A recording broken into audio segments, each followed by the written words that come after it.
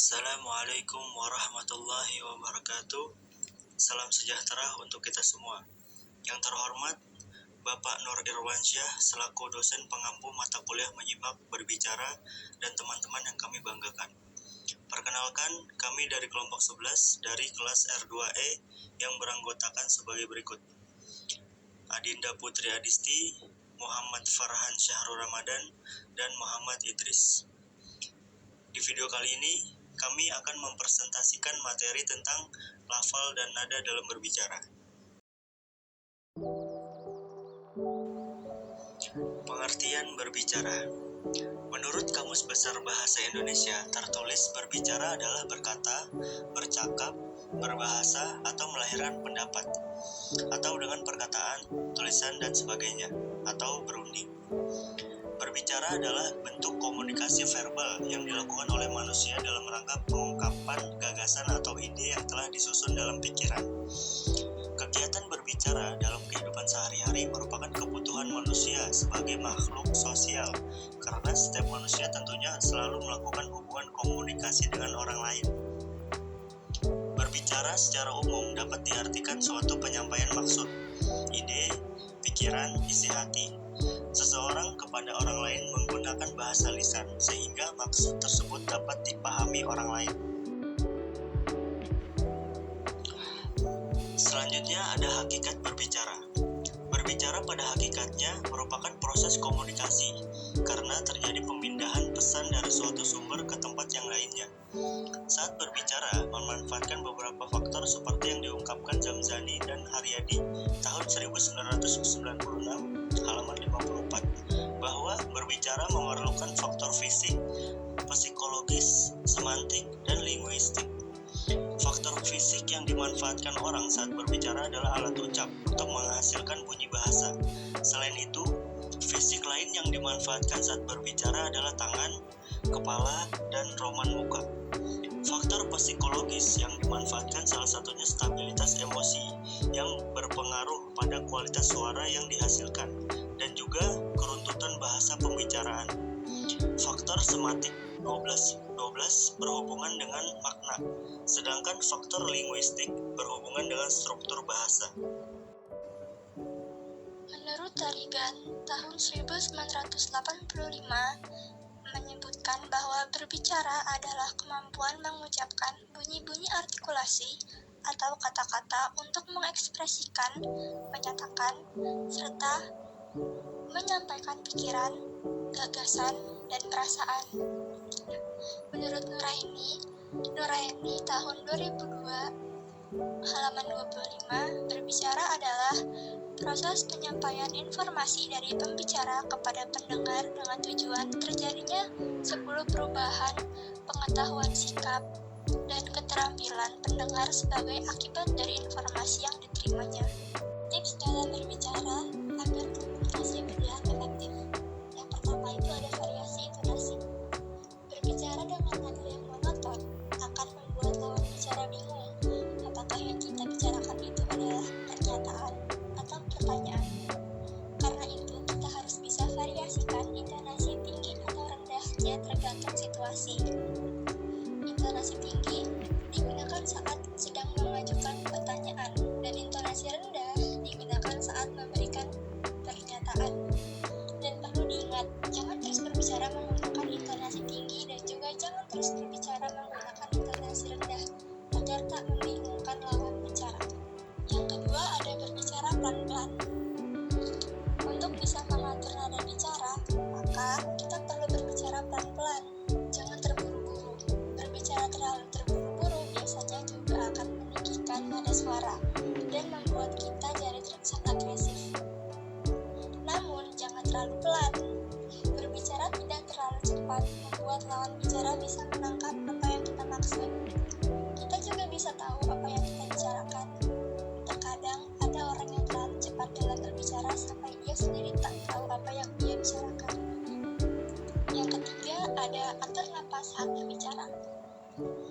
Dengan mengatur napas, maka suara yang kita keluarkan juga bisa diatur. Bila napas tak teratur, bisa jadi kita akan mengeluarkan suara dengan nada tinggi dan bahkan seperti berteriak atau membentak. Tentunya lain, yang berakibat orang lain itu jadi enggan berbicara kepada kita. Aturlah napas baik mungkin. Dengan itu, nada suara akan lebih enak didengar dan tak akan membuat orang lain salah paham. Yang terakhir, hindari bergumam. Bergumam adalah berbicara dengan nada yang rendah serta tak jelas. Hal itu membuat lawan bicara tak yakin dengan yang kita bicarakan. Bahkan, orang lain juga bisa menganggap kita merendahkan nada bicara dengan sengaja agar tak terdengar lawan bicara. Akibatnya, kita juga bisa dianggap tak sopan. Nah, untuk itu, sebisa mungkin hindari bergumam agar nada bicara kita bisa tetap teratur tanpa mengganggu lawan bicara. Yang keempat, ada tersenyum. Tersenyum membuat otot wajah melebar dan hasilnya nada suara yang kita keluarkan bisa lebih bersahabat pada lawan bicara.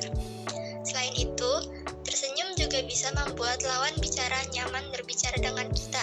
Sebaliknya, jika kita memasang muka atau wajah murung saat berbicara dengan orang lain, maka nada bicara yang keluar lebih rendah dan terdengar seperti tidak ingin berbicara dengan orang lain.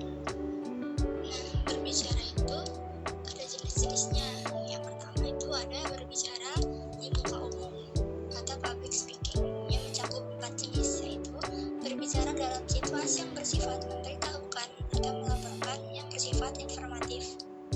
Lalu yang kedua ada berbicara dalam situasi yang bersifat kekeluargaan dan persahabatan, yang kayak deket banget gitu loh. Terus yang ketiga ada berbicara dalam situasi yang bersifat membujuk, mengajak, mendesak, dan meyakinkan. Lalu yang terakhir ada berbicara pada situasi yang bersifat merundingkan dengan tenang dan hati-hati. Selain public speaking, ada juga conference speaking yang meliputi diskusi kelompok yang dapat dibedakan atas informal atau tidak resmi, yang dapat diperinci lagi atas kelompok belajar, kelompok pembuat kebijaksanaan. Lalu yang kedua itu ada formal yang mencakup konferensi, simposium, debat, dan lain-lain. Selanjutnya kita bahas faktor-faktor penting dalam berbicara.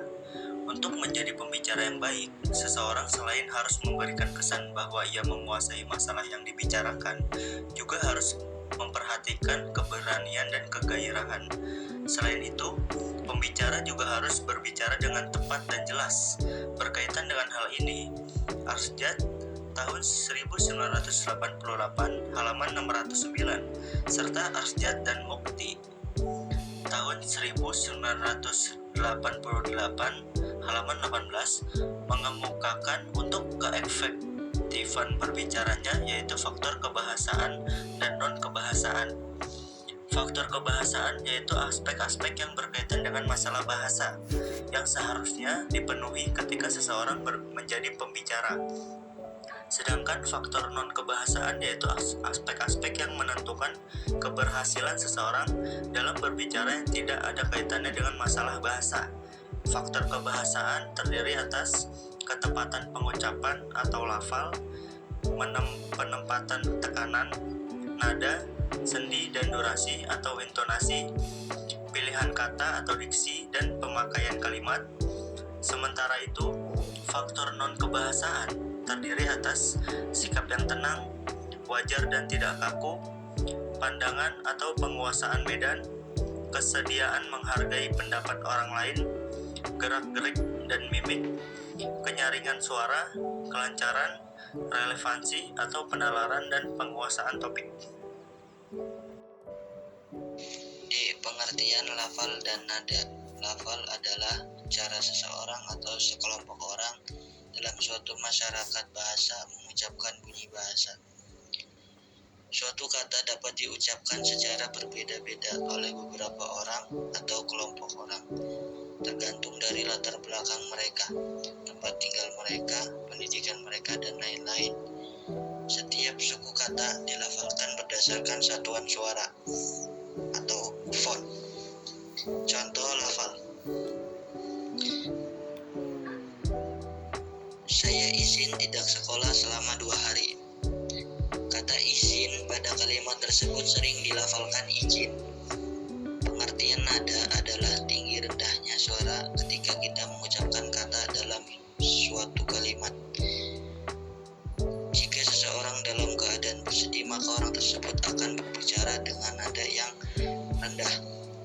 Lain halnya jika seseorang dalam keadaan senang atau gembira atau marah, maka orang tersebut akan berbicara atau bersuara dengan nada yang tinggi. Yang kedua, mementingkan suatu bagian dalam kalimat. Fungsi selanjutnya adalah untuk mementingkan suatu bagian dalam kalimat. Biasanya hal ini ditandai dengan adanya penekanan pada kata tertentu. Yang ketiga, menimbulkan kesan tertentu. Fungsi intonasi yang ketiga adalah untuk menimbulkan kesan tertentu seperti sedih, gembira, dan lain sebagainya. Yang keempat, menarik perhatian. Fungsi yang terakhir adalah untuk menarik perhatian penerima pesan. Dengan adanya variasi nada dalam penekanan suatu kata tersebut membuat penerima pesan akan senang untuk mendengarkannya. B. Teknik untuk melatih intonasi atau nada dalam berbicara. Yang pertama, dilakukan dengan tempo yang lambat dan meningkat ke tempo yang lebih cepat. Yang kedua, dilakukan dengan tempo yang bervariasi. Yang ketiga, interval yang dipergunakan dalam menjalankan latihan sebaiknya diawali dari interval dekat dan meningkat ke interval jauh. Yang keempat, setelah melakukan dengan nada-nada natural dan dapat berjalan dengan baik, barulah latihan ditingkatkan dengan menggunakan nada kromatis. Yang kelima, jumlah nada yang digunakan harus dimulai dengan nada-nada yang lainnya. Semakin lama maka akan semakin kecil serta jumlahnya akan meningkat. Yang keenam, mencoba lagu-lagu yang sesuai dengan tahap-tahap latihan yang sedang dilakukan saat itu. Baik, kesimpulan dari materi yang sudah kami sampaikan adalah keduanya memiliki peran yang sangat penting dalam menyampaikan pesan secara efektif dan mempengaruhi cara pesan tersebut diterima oleh pendengar. Lafal merujuk pada seseorang mengucapkan kata-kata, termasuk pengucapan vokal, konsonan, dan intonasi. Lafal yang jelas dan teratur dapat membantu pesan disampaikan dengan jelas dan mudah dipahami oleh pendengar. Sementara itu, nada merujuk pada suara yang digunakan seseorang saat berbicara, termasuk volume, pitch, dan tempo. Nada yang tepat dapat membantu menekankan atau mempertegas pesan yang ingin disampaikan, serta menciptakan suasana atau emosi yang sesuai dengan konteks pembicaraan. Ketika kedua elemen ini digabungkan dengan baik, pesan dapat disampaikan secara efektif dan dapat diterima dengan lebih mudah oleh pendengar. Oleh karena itu, penting bagi setiap orang untuk memperhatikan dan memperbaiki keterampilan lafal dan nada dalam berbicara untuk meningkatkan kemampuan komunikasinya. Sekian presentasi dari kelompok 11. Terima kasih sudah mendengarkan. Wassalamualaikum warahmatullahi wabarakatuh.